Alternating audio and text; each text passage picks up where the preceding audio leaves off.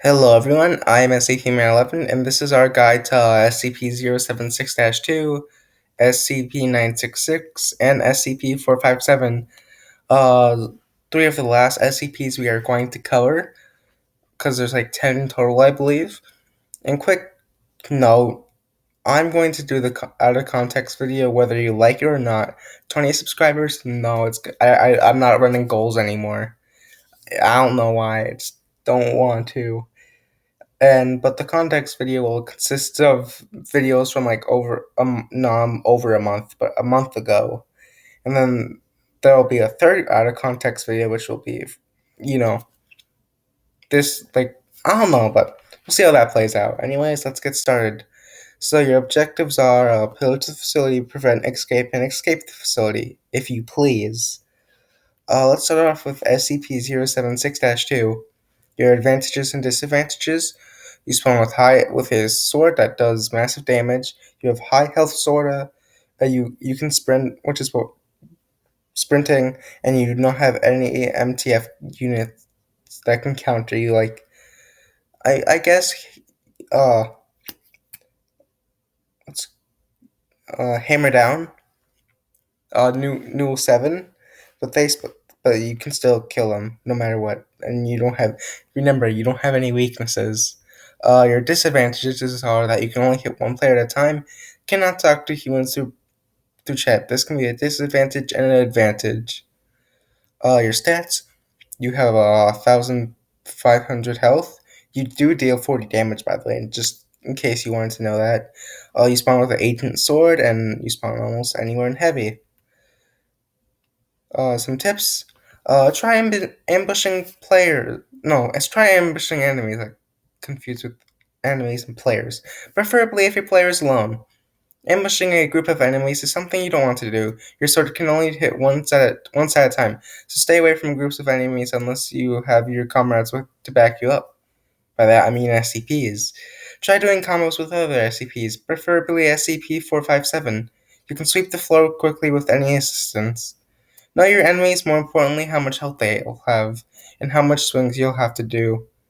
Save your sprint. Only use it when you are pursuing enemies, warhead is active, or running away.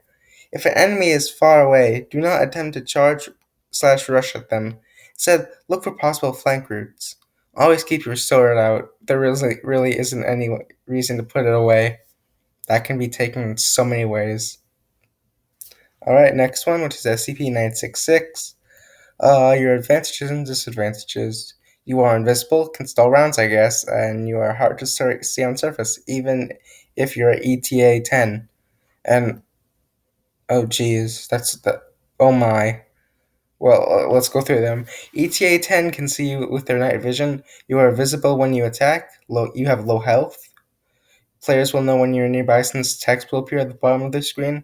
Smoke grenades may reveal your location. You are slow, and you may alert enemies by your breathing. So that's like 6 to 7 disadvantages for like 4 3 advantages. This is not a very good SCP. Your stats: you have 1,000 health. You spawn almost anywhere in heavy. Some tips, lots of tips. You're not completely counted by ETA 10, and you can still attack them. Do that if you must. Preferably run away from ETA 10. Ask other SCPs to deal with ETA 10, which is see no evil. Escaping as soon as possible may be a good idea. Ambush enemies when they least expect it. Be always moving. Don't just walk straight into bullets. Don't walk into smoke grenades as they can reveal your location. Do not spam your attack, as this means players can constantly see you. Don't chase enemies after enemies if they are too far from you. Make players waste their bullets if you're on surface. Just walk by and they'll start getting trigger happy. Just pick a good hiding spot. On surface, you may stall at extraction point. Stalling is recommended at Gate B. Do not stay in cramped spaces. Try doing combos with other SCPs, though you may not want to be near other SCPs because you're based on stealth. SCP-457.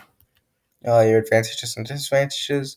You may burn players that are in your radius. High health can heal back health from anything flammable, even burning enemies. You can set players through.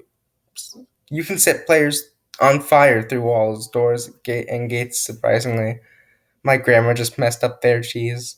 And you can sprint. Your disadvantages are that you do not have any melee. You are radius-based attack. MTF Epsilon 9, aka Fire Eaters, won't take damage from you. Instead, they will eat your flames out. Burning players does minimal damage. You are not built for stealth. Your crackling may alert enemies that you are nearby. Your stats: you have 2,000 health. The clock is back to annoy us again, and you spawn almost anywhere in heavy containment. By the way, you also don't spawn with anything. That's sad. Tips. When you're outside SCP-914, try getting as close to the gate of SCP-914 as you can. I think you know why. Act as a shield for fellow SCPs. You can regain your health back by burning enemies with incendiary grenades later. Don't go for lone enemies with weapons. You may lose more health than you will regain. Try camping enemy spawns. You can seriously wipe out the whole entire spawn wave if you know what you're doing. Try being with SCPs that can do damage.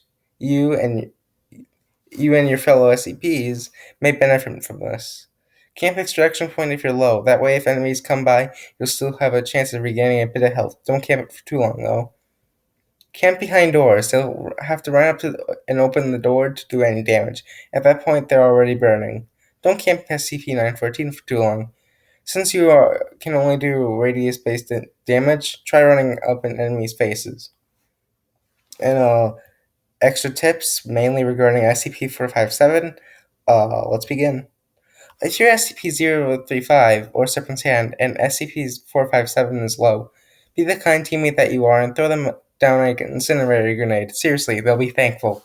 As SCP-966, shielding SCPs will be confusing for the enemy since they'll be hitting you rather than the SCP that they are trying to fire at. This may be risky, but it sure is funny. Just don't do it to SCP-457 and the dog is barking. As at SCP-457, try being with SCP-035 if you're planning to camp an incoming enemy spawn wave. Though, when they eventually spawn, let SCP-457 burn them first, and then as SCP-035 start blasting. That may have not made sense, but I think you'll get it eventually.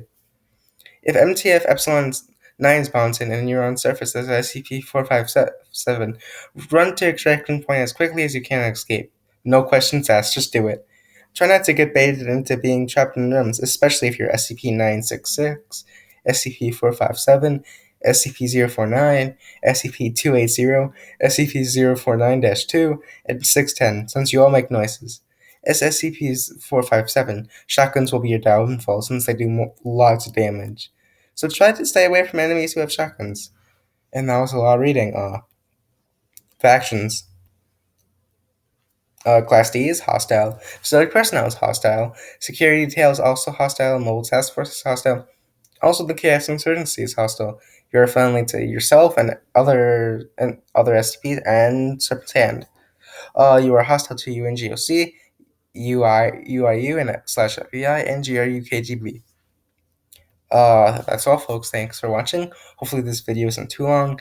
As I mentioned previously, I will do the out of context video like next upload or upload after that. I just don't want to wait for longer since then it'll be a bad time. Yeah. Thanks for watching. Consider subscribing. We're trying to get to 20 subscribers. Even though we don't have goals, that still doesn't matter, I guess. So with that all done and said and dusted and shot, farewell.